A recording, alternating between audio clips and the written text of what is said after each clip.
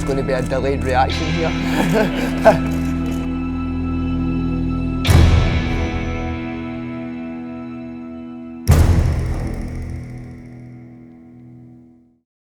Ricky, we just saw you eat a very hot chilli there. How is that going to compare with Vazquez in March? You know, I usually don't mind my spicy food. There was a couple of them there that maybe just a wee bit too hot. But obviously the fight coming up, it's one of the biggest and toughest fight in my career so far. I know I always say that, but I think it is, obviously, with 2 world titles up for grabs. What will Vazquez bring to the table? I think he's a very good technical counter puncher.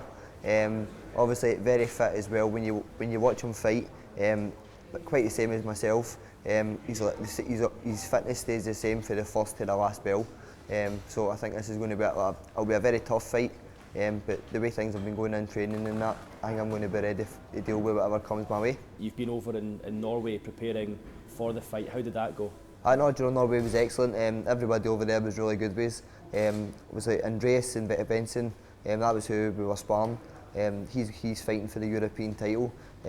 Although style-wise it's not ideal for Vazquez, 2 totally different fighters in size and style. But again, it was organised before this fight was announced, so I didn't want to let him down. But it was good to get away and get a change of scenery for a week. You're used to going into a fight as the favourite and you've got a challenger up against you and you take that pressure on. How different a pressure or how different a build-up will this be, given the fact that both of you are going into this fight and you've both got a world title belt on the line?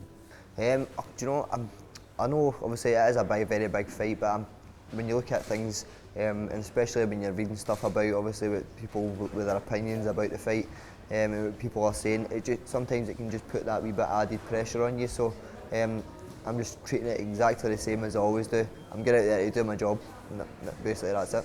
Vazquez has got a bit of a longer reach than you. He's a bit taller than you. How will you deal with that?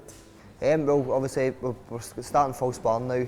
Every week we'll obviously have somebody different up, different style in front of you, but always that kind of similar way to the way Vazquez fights.